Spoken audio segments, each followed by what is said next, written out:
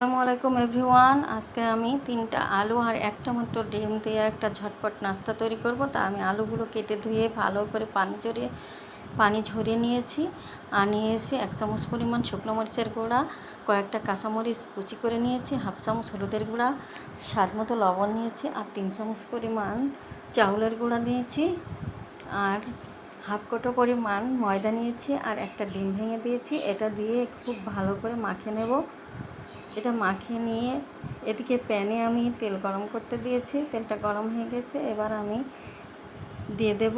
তা আপনাদের যখন খুব তাড়াতাড়ি নাস্তার প্রয়োজন তখন ঝটপট এই নাস্তাটা তৈরি করে নেবেন। খেতে ভারী মজা লাগে। এটা খুব মচমচে হয়েছে। আমি চাউলের গুঁড়া দিয়েছি, তো আপনারা চাইলে কর্নফ্লাওয়ারও দিতে পারেন। আমার কাছে যেটা ছিল সেটা দিয়েই তৈরি করে নিয়েছি। তা দেখুন সবগুলো ভাজা হয়ে গেছে। আর কে কে এই নাস্তা পছন্দ করেন আর কে কে বাসায় তৈরি করে খান অবশ্যই কিন্তু কমেন্টস করে জানাবেন। আমার তো খুব ভালো লাগে। আমার যখন কিছু খেতে ইচ্ছে করে তখনই ঝটপট বানিয়ে নিই। আল্লাহ হাফেজ।